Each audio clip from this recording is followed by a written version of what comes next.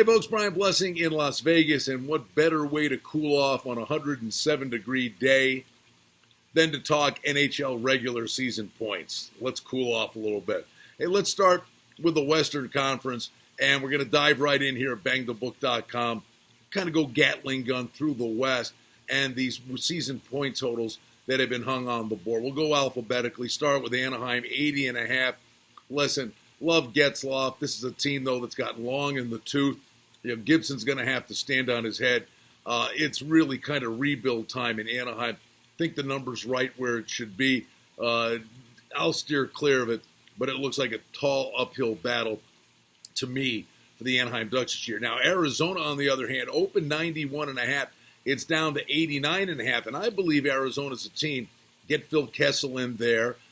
Like Kemper and Ranta, the goaltending's pretty good, and I think this is a team that's trending the right way and has a chance maybe to vie for that bottom spot in the West. And generally speaking, the cutoff is about 95 points in that vein. I think I'd look at Arizona to go over the 89.5. Go to Calgary, 96.5. They had an incredible season last year. Now you move Neal out, you bring Lucic over, and I think it's a trade helps both teams. I mean, it's not a difference maker from a points perspective, but you team up Lucic with a guy like Tkachuk. If they get him all locked up, the unsigned restricted free agent, and that's a team that's got to bring their lunch pail to work. They've got a skill set, goaltending, Rittich is signed. That remains the question. Did they overachieve last year? I think yes, to a degree. Do I think they make the playoffs? The answer is yes, 96.5.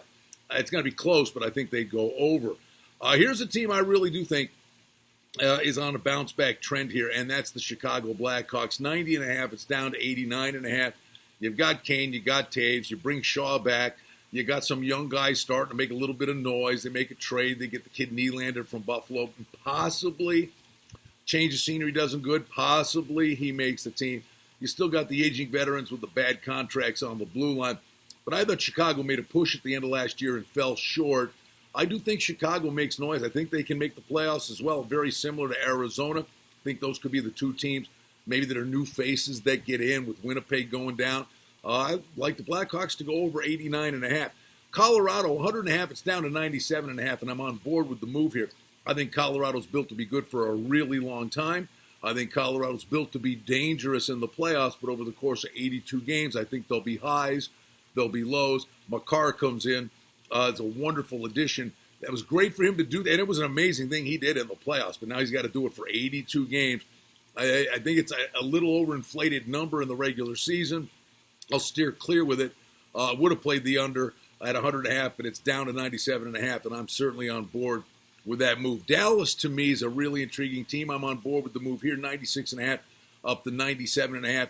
You bring Pavelski in, you bring Perry in, some veteran leadership. Bottom line is this whole wager is based on the health of Ben Bishop. If Bishop's upright, Dallas has an opportunity to be a major player this coming season.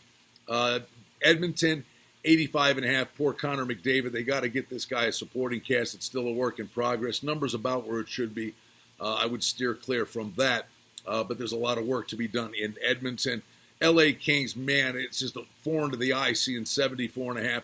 Doughty got his money, and this team just flat out got old. It's a rebuild in L.A. Don't trust them one way or the other. Under would probably be the way to go, but 74.5 is already a low number. Minnesota, how about this? 84.5 up to 88.5. You got turmoil. The GM Fenton gets fired. You bring Zuccarello in. The fun thing is about Minnesota, you always try to discount them and write them off. Then they always are kind of just hovering around and hanging in there. Not for me, but boy, that's a big move. Up 4 full points from the number that was open. Nashville's intriguing, 97.5 points. I love Poyle. I think this team has an opportunity to do some pretty good things here. In a weird way, could it be, he's a terrific player, but could it be addition by subtraction with Subban? He's that big personality, still a really good defense. I think Nashville could be sitting on another big year. I would look for them to go over the 97.5 points. Then you go on down to San Jose, 94.5. Are they going to make the playoffs? I got to believe yes. Clearly, Pavelski's not there. Jones, the question with him is goaltending in the postseason, but there's just so much talent that remains there. You've got Erik Karlsson and Burns on the blue line. I'd go over the 94.5. Here's the one. The Blues, they win the Cup. Great story, 96.5 points. Stanley Cup hangover's a real thing. This team just found a hook, and they ran with it. This may sound nuts, but I don't think even making the playoffs is a guarantee for the Blues. O'Reilly was amazing. Binnington was amazing. Now, Binnington's got money. They probably make the playoffs. But 96.5, I don't know. I think that could be a touch on the high side. Vancouver, 88.5, slowly but surely cranking their way into respectability. Numbers where it should be. I'd steer clear of it. I don't think they make the playoffs. And then the last two, we go alphabetically right here in Vegas. 103.5 points. 101.5 was the opener. Now here in Vegas, obviously, you know the public was going to just run up and bet no matter what was hung. Don't like what they did in the offseason, getting rid of Miller and Halla and not signing Nikita Gusev. That being said, this team is built to be really good. You can maybe get an influx of some young talent on the blue line. And Cody Glass, first-round pick from a couple of years ago, I think's got to find a way. The time is now to get him in the lineup. They're built to be good. But again, this all hinges on your Fleury staying healthy. 103.5 is a pretty salty number. Winnipeg, man, 96.5 down to 94.5 the way it's structured today. Bufflin has to play 40 minutes a night. They lose virtually their entire blue line. They've got to get Liney signed. Will he get traded? At least rumors are out there. You got to sign the Connor kid. So they got talent up front, nothing to deal with here on the blue line. I think a big trade's coming at some point with Winnipeg. They've got to get some defensive help. Shattenkirk got bought out. Maybe they look at him. Maybe they make a move with Buffalo for Ristolainen.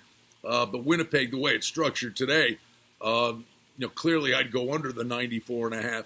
But we'll see what they do here in the month leading up to training camp. They got to do something to fix the blue line. Always trying to find an edge. There you have it, a Western Conference preview at BangTheBook.com. Always listen to the Sports Betting Podcast with our good buddy Adam Burke at BangTheBook.com.